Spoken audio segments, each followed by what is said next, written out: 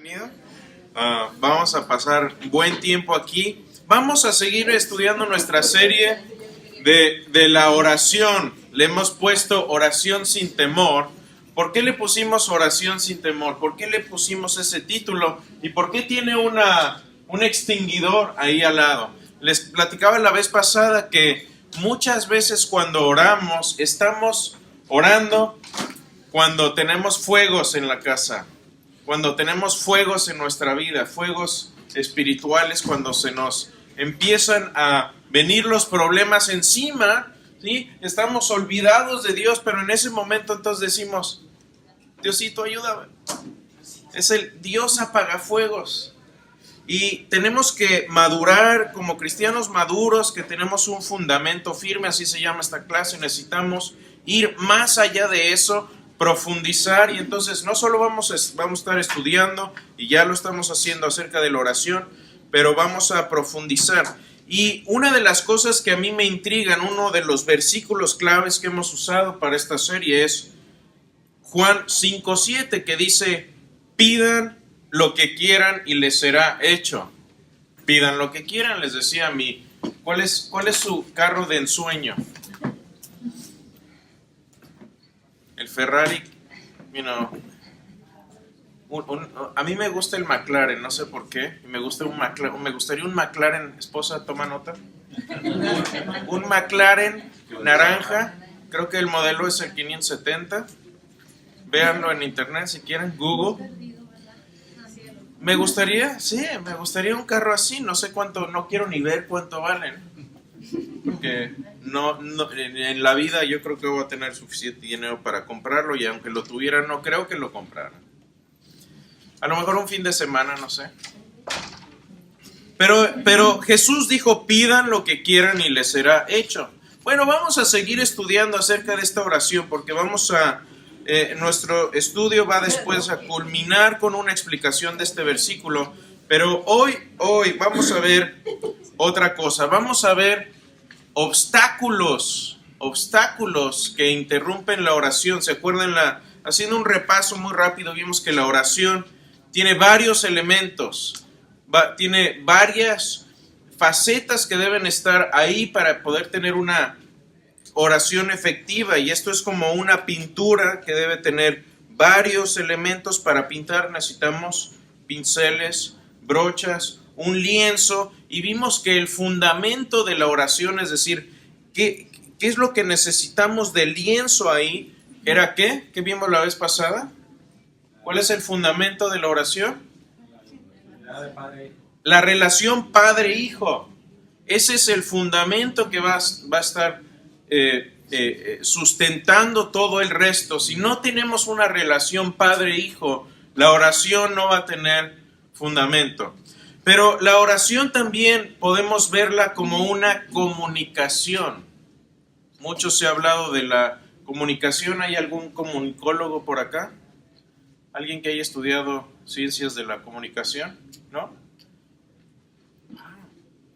Siempre hay uno, siempre hay un abogado. Acá tenemos médicos, pero siempre un abogado, un médico, ¿verdad? Anda en Monterrey. En Monterrey. Malú, sí es cierto. Bueno, ¿qué es lo que sucede? Que cuando tenemos una comunicación hay varios elementos. Tenemos un transmisor y un receptor. Ahorita estamos nosotros en un tipo de comunicación, ¿sí o no? ¿Quién es el transmisor? Yo. ¿Quiénes son los receptores? Ahora, cuando ustedes me responden, ustedes son transmisores, y eso se llama también retroalimentación. Hay retroalimentación que es visual, otra que es audible, ¿sí? Cuando a mí me dicen, ve a sacar la basura, puedo poner cara de alegría o puedo poner mala cara, ¿sí? ¿Por qué esa cara de aburrimiento? ¿Por qué esa cara de enojado? Sí, eso es retroalimentación, y muchas veces hablamos más con la comunicación no verbal que con la verbal, ¿sí? Esto es muy importante, sobre todo cuando uno tiene una entrevista de trabajo, ¿no? Que tienes que ponerte en cierta pose, que si estás así con las manos cruzadas, estás poniendo como que una barrera, si estás así con la nariz para arriba, eso transmite altivez, es toda una psicología de la comunicación. Bueno, para que haya una comunicación efectiva deben estar todos estos elementos, pero hay ciertas cosas que interrumpen o que estorban la comunicación. ¿Cuál es ese factor? ¿Cómo se le llama en este diagrama? Ruido. Es el ruido. Si tú estás tratando de hablar con alguien y está la música a todo volumen, no vas a poder escuchar bien. Tienes ruido. Pero hay veces que el ruido no es verbal. A lo mejor les pasa, no sé, a algunos hombres, si se identifican conmigo aquí, que está, hola, bienvenida. Estás hablando y te habla tu esposa y tú estás pensando en cómo es que una araña puede mantenerse pegada a una ventana que tiene una superficie tan lisa, y dices, esa araña cómo se... Y tu esposa, ¿ya fuiste a sacar la basura? Yo, ¿cómo está la araña ahí? Eso es ruido, tu misma mente está metiendo ruido. Bueno, hay muchos factores que pueden meternos ruido, y para que veamos un poquito la importancia de esto, quiero platicarles de una conversación que tuve ayer con una persona de aquí de la iglesia. Esta mamá preocupada me llamó y me dijo, ¿sabes qué? Mi hijo está trayendo ciertas ideas media raras de la escuela y quiero que me ayudes a cómo puedo yo desenmarañar estas ideas que él trae, porque son ideas que muchas veces son contrarias al cristianismo. Le dije, ¿qué ideas, por ejemplo? Bueno, es que esta idea de que la ciencia y la religión y que la mayoría, él le gusta mucho la ciencia y quiere ser científico, pero él ha visto que la mayoría de los científicos son ateos y está confundido con eso. ¿Y qué con el matrimonio homosexual? ¿Por qué no se pueden casar? ¿Por qué no pueden hacer lo que ellos quieran? Y la moral, bueno, tú tienes tu moral y yo tengo mi moral. ¿Por qué vas a juzgar al otro que tiene otra moral distinta? ¿Ya ven para dónde voy? Me gustaría que esta mañana hicieran grupitos de 5 o 6 personas ahí donde están. No se vale estar ahí solito, aquí a socializar, a conocer a sus hermanos. Y me gustaría que nos juntáramos en grupos de 5 o 6 personas y que hablaran acerca de qué cosas obstaculizan que tengas una oración efectiva, una comunicación efectiva con Dios. Pero no solo cosas que vengan de ti, sino cosas que vengan de la cultura alrededor. Porque hoy vamos a discutir eso y les voy a hablar de 4 factores en la cultura, 3 de ellos muy relacionados, que yo les garantizo que si no se dan cuenta de lo que está pasando en nuestra cultura y cómo eso afecta la forma en que vemos a Dios, la forma en que vemos nuestro cristianismo, nos van a seguir destruyendo. Son ideas que ya están destruyendo a la iglesia. Y estas son ideas que vienen, adivinen de dónde, la universidad moderna. ¿Okay? Entonces, si son ideas que no identificamos, no estamos como Chapulín Colorado con las antenitas, nos van a destruir. Lo vemos en nuestros hijos y están destruyendo y están influyendo en las ideas en la universidad de nuestros hijos y por eso los estamos perdiendo. Y no solo eso, eso va a afectar de manera importante cómo nos comunicamos con el Señor. Así que les voy a dar, para los que nos están viendo por internet, le voy a pedir a mi amigo Ediel que si hay alguna pregunta o alguna discusión acerca de esto, es decir, si tienen ideas de qué es lo que está influyendo en la cultura para que tengamos una comunicación errada o una mala idea del cristianismo que no nos ayude a comunicarnos con Dios, que lo vean y lo podemos comentar también. Entonces vamos a hacer unos 7 minutos de reunirnos y escojan a un parlanchín portavoz que quiera compartir un poquito lo que hayan discutido. Entonces, ¿sí? ¿Está claro? ¿Alguna pregunta? ¿Qué obstaculiza nuestra oración y la forma en que vemos el cristianismo que estamos tomando de la cultura? ¿Ok? ¿Listo? Grupos de 5 o 6 personas. Listo, y en 7 minutos retomamos.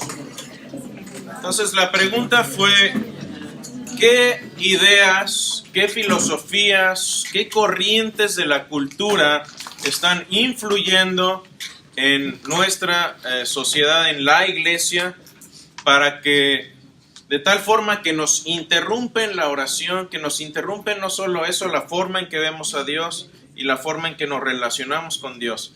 ¿Qué ideas se les ocurrieron? Y el grupo que quiera, no sé si escogieron un portavoz o simplemente se les ocurre algo. Sí, dime, hermano. Bueno, en el del grupo de nosotros estuvimos hablando de varios puntos. Ajá. Básicamente, estamos hablando del bombardeo que tenemos por televisión, periódico, radio, cine, donde un grupo de personas está tratando de colocarle valores y principios a toda la nación. Exacto. Entonces, una nación que nació bajo la creencia de Dios, te quieren colocarlo como en un segundo plano y sin importancia, ¿no? Ajá. Entonces tú ves mensajes en canales, por ejemplo, estamos hablando del canal Disney, ¿no? Disney Channel. Nosotros vimos y crecimos con las películas de Dumbo, Sí. de ese tipo de comiquitas, de Mickey Mouse, etcétera, etcétera, de Pinocho. Sí. Y cuando tú ya eres adulto y estás acá y quieres que tus hijos, bueno, que también disfruten de un canal Disney, pero tú estás pensando en Dumbo, Sí. ¿verdad? Pero si tú no tienes tiempo para sentarte con tu hijo para ver qué programa de televisión ¿Qué están viendo? Claro. entonces ahí te vas a dar cuenta de que esos mensajes que están dando no es los mismos mensajes que yo recibí, no es lo que yo estoy enseñando en mi casa. Sí. Pero si tú lo dejas correr, de alguna forma tu hijo piensa que tú dejándolo ver Disney, está aprobando lo que te dice Disney para ti. Entonces Sí. él puede tener decisiones, por ejemplo, que 12, 13 años es bueno tener novio, Claro. que es normal cuando tú ves que ella es como un niño, una escena típica que están colocando, que hacen una presentación en una escuela, hay una niña cantando, y entonces padres homosexuales son los padres de la niña, se paran a aplaudir, pero es subliminal, ¿no? Claro. O sea, ellos no están agarrando nada, pero es subliminal de que, para que el niño vea que eso es normal. Es la normalización de ideas a través de medios masivos de comunicación. Y es cierto, porque cuando un profesor mío le llamaba a esto Yum Yum. ¿Qué es? Es la televisión chatarra. Cuando tú comes comida chatarra, ¿te está alimentando? No, pero vengan los Doritos, vengan los, ¿qué más? Díganme. Los churros con chile, vengan los, ¿ah? Chicharrón, o sea, y es rico el Yum Yum de vez en cuando, pero el Yum Yum no te va a alimentar. Y si mentalmente, intelectualmente nos estamos alimentando de Yum Yum de la televisión y no leemos, lo que sucede es algo muy interesante, que hay cierto tipo de conocimiento y de pensamiento lineal que no se puede captar a través de un medio televisivo, como es lógica. Ideas lógicas son muy difíciles de transmitir por televisión. Entonces, cuando estamos expuestos y lo único que vemos en la televisión son sitcoms o telenovelas que tienen puro contenido de Yum Yum, no vamos a tener un pensamiento crítico para que cuando vengan las malas ideas las podamos dejar de lado y aplicar lo que es el principio paulino, escudriñarlo todo y retener lo bueno. Una cosa que he hecho con mis hijas es, vamos a ver una película, sé que es una película que va a tener cosas extrañas como alguna película de Disney, típico hoy, y vamos a ver qué malas ideas hay aquí. ¿Cómo le llamas, Julia? Spot the lie. Spot the lie. Encuentra la mentira, encuentra la mala idea. Y claro, definitivamente, muy de acuerdo. ¿Alguna otra que hayan visto ustedes, que hayan discutido? Estaba comentando ayer, estaba viendo en el programa una historia de la Virgen de Guadalupe, no sé si han visto esa una serie. Entonces había un chico que tenía tendencias homosexuales. Ajá. Y entonces el padre y la madre aceptaron, porque la Virgen de Guadalupe, entre comillas, lo había aceptado, y el mensaje era que no importaba la condición en cuanto a espiritual. Si la Virgen lo aceptaba, el resto de la población debía aceptar. Interesante. Ok. ¿Alguien identificó algún tipo de filosofía que está sucediendo? Que está...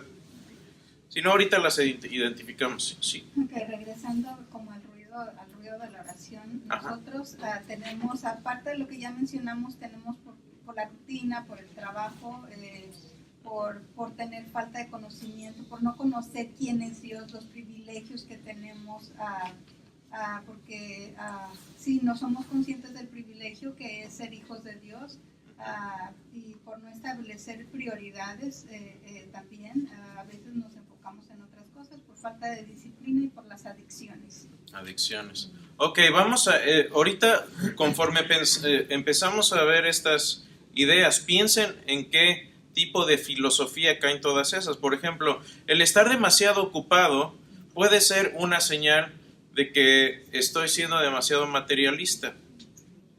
Estoy enfocándome en las cosas materiales. Eso se llama naturalismo, lo vamos a ver en un momentito. Sí, por ahí tenían otra práctica. Hablamos de lo que es la gratificación instantánea. Gratificación instantánea, claro. Ya quieren todo, pero ya. Rápido, claro.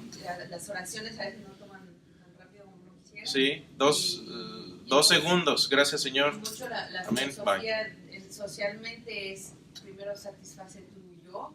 Entonces si tu pecado o tu relación en el mundo o moral o lo que sea no te satisface a ti, Sí. pero tú sabes que va en contra de Dios, pues ni te acercas a orar, ¿verdad? El pecado, digamos, que obstruye.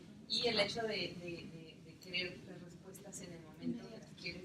Entonces o a lo mejor hablamos de la gente que tuvo experiencia con la oración, pero no recibió lo que pedía, se decepciona, entonces esto no sirve y sigo con mi... Vamos a hablar de eso en la próxima clase, por cierto. Perdón, olvidé otra.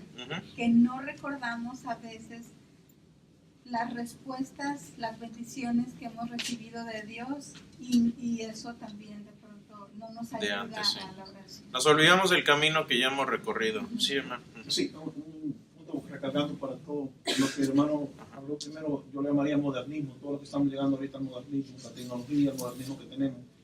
Otra cosa también que influye mucho en el ruido de la oración, en la relación Dios-Hijo, muchas cosas que ella dijo, digamos, un problema en el trabajo, ¿para qué?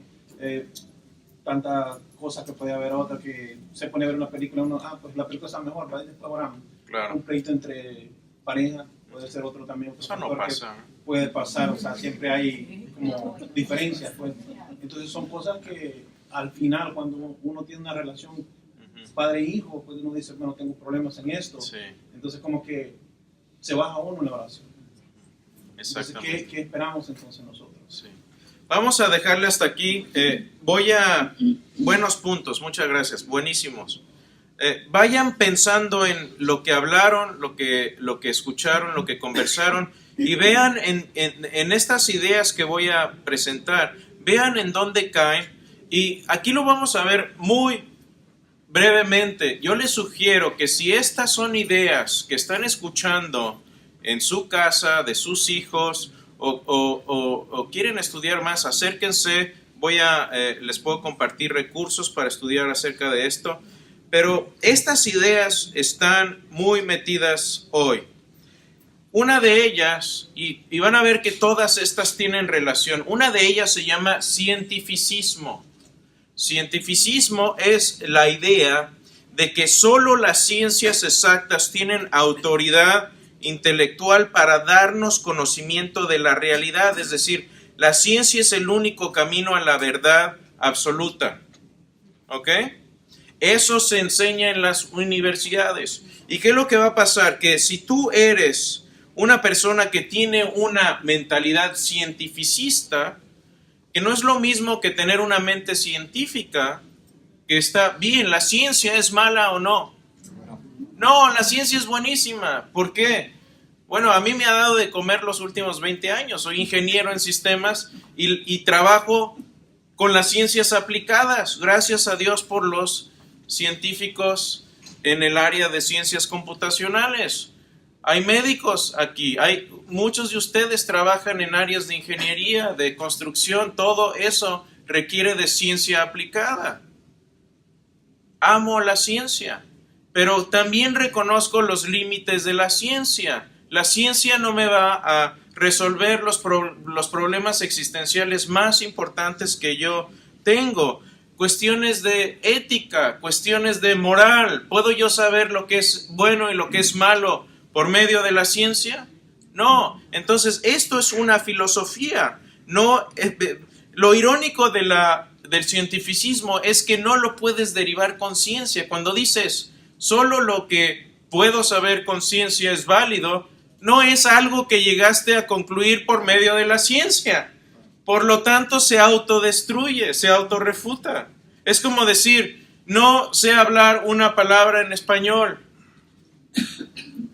En el momento en que sale de mis labios una palabra así, se autodestruye, es lo que vimos en Táctica, ¿se acuerdan?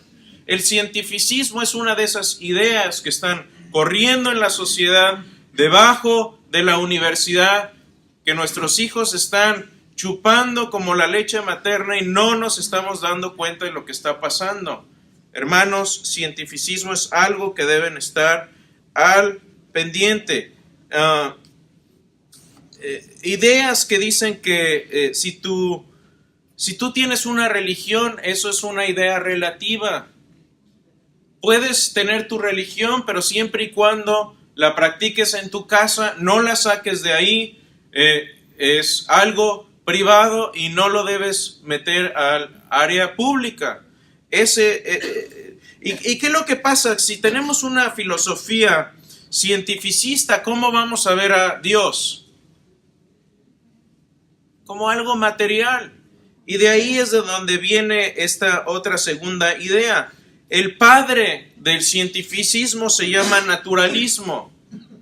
Es decir, la idea de que no existe lo sobrenatural, solo el universo material formado por materia, energía y leyes naturales es lo que existe.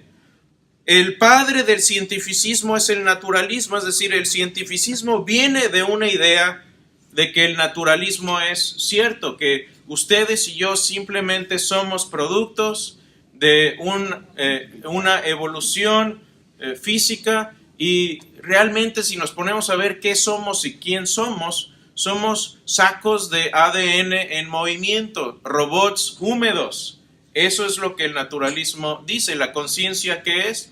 Quién sabe, surge como parte de procesos en tu cerebro, química y física en tu cerebro, a través de muchos años de complejidad, y eso es lo que sale en palabras de un hombre de los más influyentes que promovieron mucho esta cultura de cientificismo y naturalismo.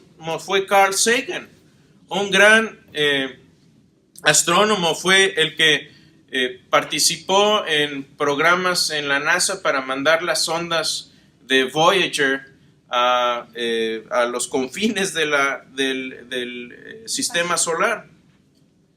Y Carl Sagan tiene una historia, de hecho esta historia es de su hija, pero su hija le preguntó, ¿existe Dios o no? ¿Qué hay más allá de el universo? Y su papá le contestó algo así, le dijo, tienes el placer de vivir en un planeta en el que has evolucionado para respirar el aire, beber el agua y amar el calor de la estrella más cercana.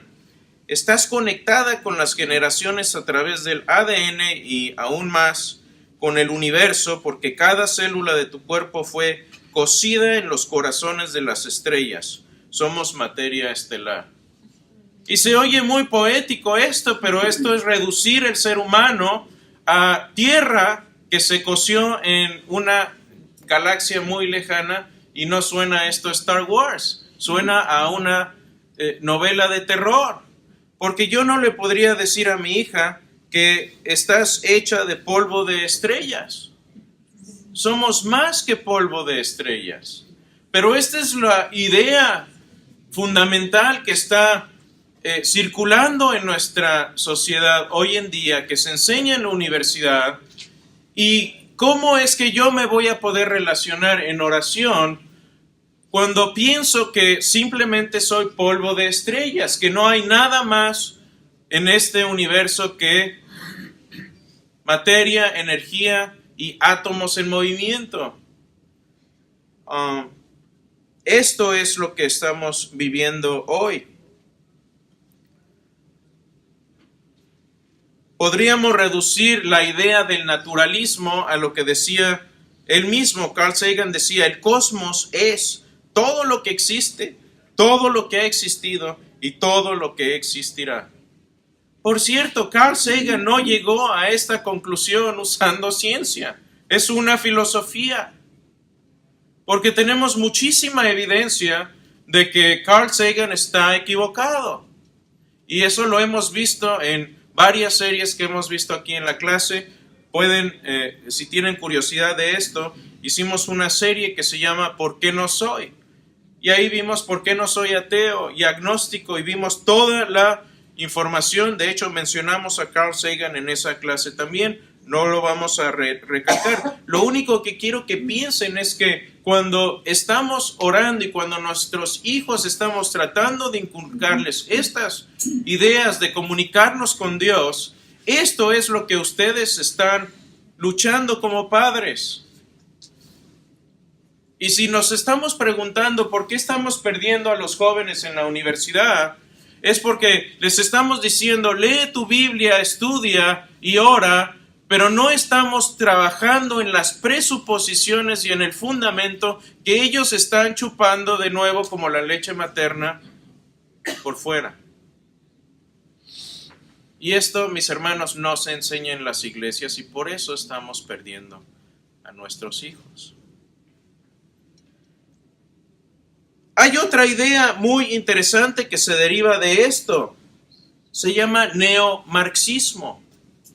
El marxismo es una idea que se deriva del marxismo tradicional. Y el marxismo tradicional que postula, alguien me podría decir, algún sociólogo, alguien que ha estudiado esta filosofía, ¿alguien por ahí? ¿Qué postula el neomarxismo o el marxismo ortodoxo tradicional? La igualdad. Hermanos, en Venezuela, escuchen. Alguien, pregunten. Si quieren saber qué es lo que está pasando hoy en Venezuela, es neomarxismo. Y díganme ustedes, aquí tenemos hermanos de Venezuela. Por cierto, acaba de comentar, ahora que pregunté, una persona de Venezuela en el canal de donde estamos ahora transmitiendo, preguntó, ¿puedes hablar de estas ideologías sociales nuevas, del nuevo socialismo? Es nada más y nada menos que esto, es neomarxismo. Díganme ustedes qué es el neomarxismo. Escucho. Este es su momento. Básicamente es que reside el proletariado el poder, ¿no? Pero sabemos que al final siempre es una élite que manda. Siempre es ¿quién que manda? La élite. La élite. ¿Y quién es la? ¿Cuáles son los grandes experimentos fallidos del marxismo en nuestra cultura? Pensemos en la historia del siglo XX. La Unión Soviética. La Unión Soviética y todos los países de la cortina de hierro fueron los países donde se experimentó el marxismo tradicional y terminó con la eliminación de 160 millones de personas. En el siglo XX, bajo el marxismo e ideas comunistas, eliminamos a más gente en el siglo XX que en todos los siglos anteriores juntos. ¿Y cuál es esta idea del neomarxismo? Bueno, se disfraza en justicia social. Siempre viene disfrazada de justicia social. ¿Y quién no quiere justicia social hoy? Yo como cristiano quiero justicia social porque eso es lo que parte de lo que vino a hacer Jesús aquí.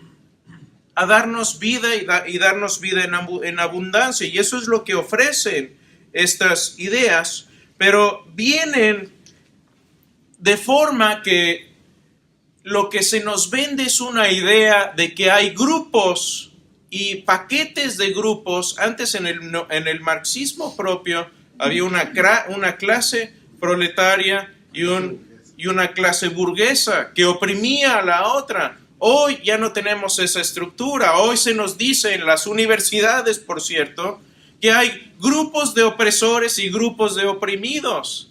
Y el grupo oprimido tiene que rebelarse y luchar contra la clase opresora. Y lo único que eso hace, mis amigos y hermanos, es cambiar el opresor y el oprimido.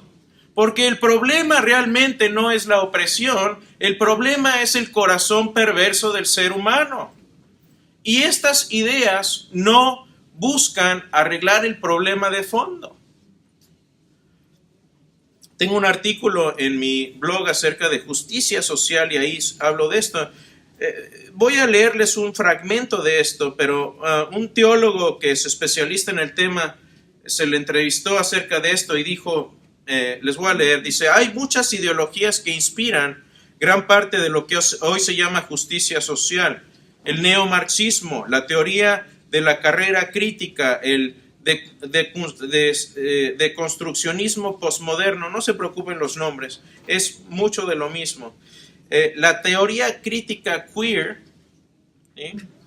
La ideología de género, para nombrar algunas. Permítame ofrecer 3 maneras de discernir estas versiones ideológicas de la justicia bíblica, de la justicia que debe ser en la Biblia. Número 1, si una perspectiva de justicia social culpa a todos los males de la sociedad a factores externos de opresión, mientras ignoramos la idea de que nuestro propio corazón está lleno de maldad y depravación moral, entonces no es justicia bíblica.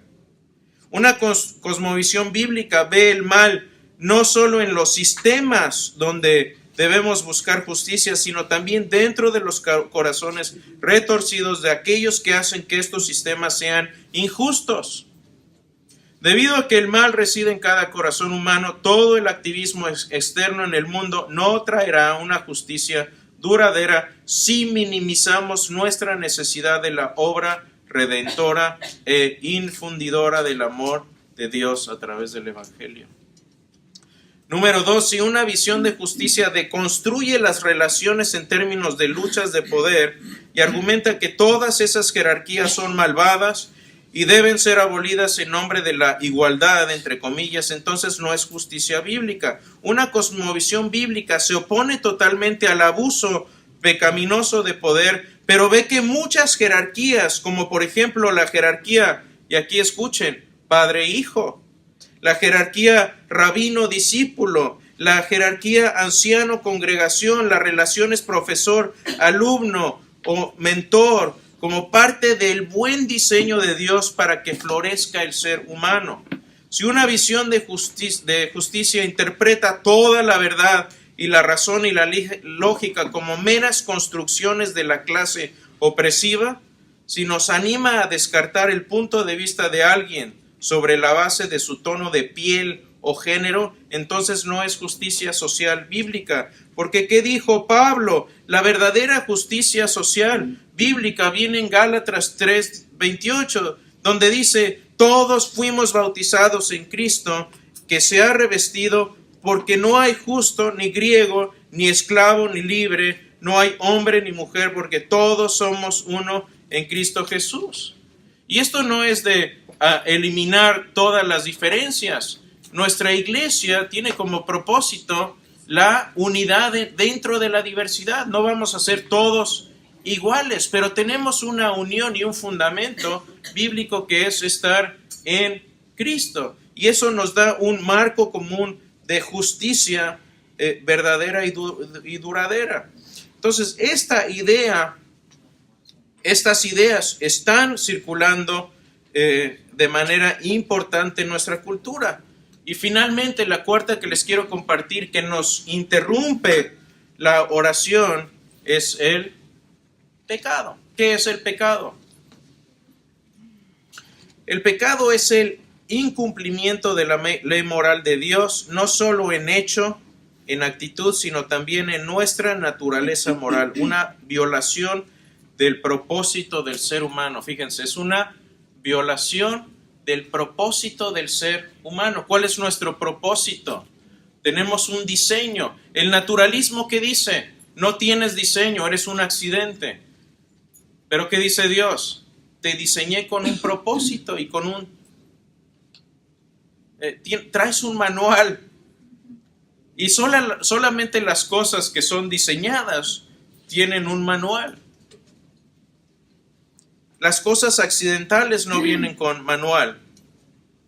Pero el pecado no trabaja solo, el pecado trabaja con nuestra carne, con nuestros deseos, y con el mundo, y con quién más. Falta un personaje ahí. Satanás.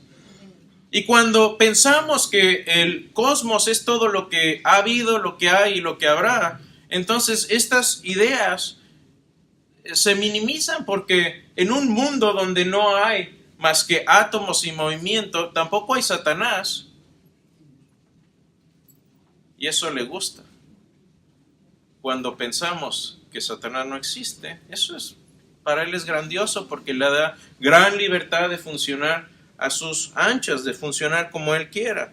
Entonces, estas cuatro ideas, y no son las únicas, pero son ideas hermanas, y si pudiéramos decir cuál es el fundamento de todas estas ideas, es la maldad del hombre, es la idea de que el hombre puede hacer a Dios a su propia imagen y semejanza. Y ese es el pecado número uno. No, es que si tú comes de este fruto, vas a ser igual a Dios. Dios te está frenando, Dios te está deteniendo. O no hay Dios. Nos van a interrumpir. Uno de mis profesores, el doctor Smith de la Universidad de Biola, dice esto del naturalismo. Muy importante. Dice: de hecho, el naturalismo es sutil porque casi ninguno de nosotros nos damos cuenta de su penetrante influencia sobre nosotros como evangélicos. Sin embargo, si se deja sin tratar, nos destruirá por completo. Hay pocas personas que respeto tanto como el Dr. Smith.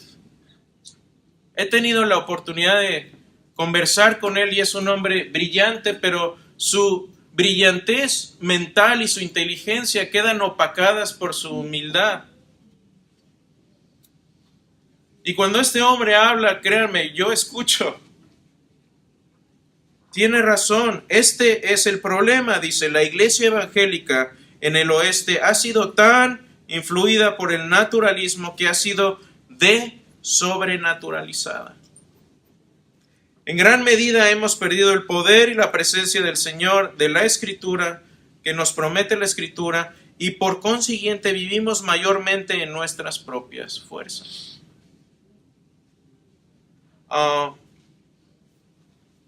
Cuando estuve en África, para mí fue abrir los ojos a todo un mundo sobrenatural que yo no había visto. Y un día invítenme a comer y les platico un poco de lo que viví allá.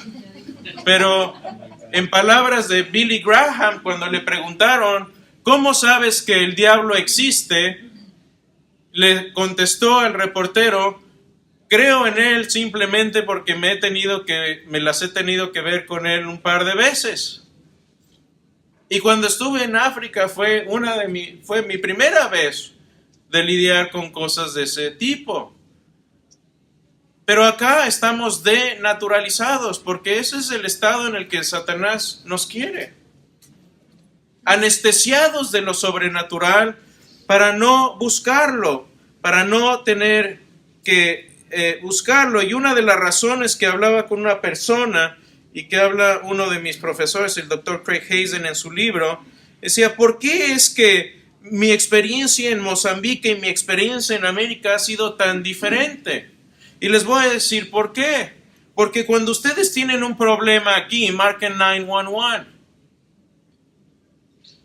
Pero cuando vives en una aldea donde el 80% de la gente alrededor tuyo tiene SIDA y la otra mitad tiene malaria, y no hay medios de comunicación, no hay internet, y no tienes forma de acceder y pagar a un médico, tu única forma de acceder a ayuda es la oración. Y por eso la gente ve cosas sobrenaturales allá, porque están de rodillas todo el tiempo. Y nosotros no lo necesitamos ya porque tenemos 911. Hemos sido denaturalizados y si no me creen, aquí está la prueba. Esto es una encuesta que yo no la hice, la hizo otro pastor de aquí de la iglesia, donde él durante mucho tiempo recibió las peticiones de oración y después hizo un estudio de la oración y dijo, el 85% de las oraciones que estamos pidiendo son por algo físico, por mi trabajo, por mi salud, por mi dinero, por mis finanzas, por esto, por el otro. Pero luego vio esto y dijo, voy a hacer un análisis, voy a ver todas las oraciones que hay en la Biblia y voy a ver de qué tipo de oraciones encuentro en la Biblia. Y se encontró que era lo opuesto, el 87% de las oraciones en la Biblia son de carácter espiritual. Señor, dame amor, dame paciencia, dame salvación, dame sabiduría. Nuestras oraciones reflejan que hemos sido naturalizados. Necesitamos desnaturalizarnos. Por eso no creemos esto. Cuando Dios dice pidan lo que quieran y les será hecho, no lo creemos. ¿Por qué? Porque primero hemos sido naturalizados y segundo pedimos mal.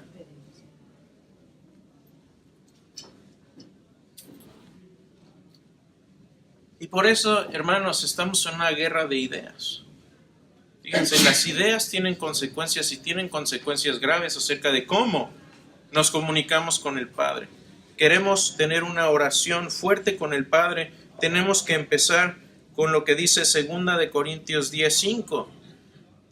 Tenemos que destruir especulaciones y todo razonamiento altivo que se levanta contra el conocimiento de Dios, poniendo todo pensamiento en cautiverio a la obediencia de Cristo. Quisiera hablar mucho más de esto. Vamos a hablar en las próximas clases. Si tienen preguntas, por favor, mándenmelas. Tal vez vaya a haber preguntas. Lo podemos ver en la próxima clase también. Pero piensen en esto. Piensa en tu corazón. ¿He sido asimilado un poco por estas ideas o no? Si tienen hijos, piensen en ellos. Si tienen amigos y vecinos, a la hora de hablar con ellos, piensen, ¿ha sido esta persona influida por el naturalismo? Y necesitamos trabajar en ese fundamento antes de poderle decir, ora, porque a mí me funciona la oración. Bueno, pues a mí me funciona ir con el gurú o ir con la huesera. En nuestros países nunca fueron a un huesero. Quiropráctico. Al quiropráctico aquí. Han sido naturalizadas. Necesitamos pensar en estas cosas para que nuestra oración pueda llegar al Padre, y esa relación Padre e Hijo que debemos tener no se vea dañada y truncada. ¿Por qué no nos ponemos de pie? Y vamos a hacer tres oraciones de 3 personas diferentes relacionadas con esto. Cierra tus ojos y escucha esto. Dice: Padre, ayúdame a ver claramente entre la neblina de ideas naturalistas en las que estoy constantemente inmerso. Ayúdame a poder demoler argumentos y toda pretensión que bloquea el que te pueda conocer y amar de forma pura y cumplir tus propósitos en mi vida. Dios Altísimo, glorioso, ilumina la oscuridad de nuestras mentes. Danos una fe correcta, una esperanza firme y una perfecta caridad, para que podamos siempre y en todas las cosas actuar de acuerdo a tu santa voluntad. Hazme recordar, oh Dios, cada día es un regalo tuyo y debe ser usado de acuerdo a tu voluntad, por medio de nuestro Señor Jesucristo. Amén y amén. Dios me los bendiga. ¿Preguntas tienen?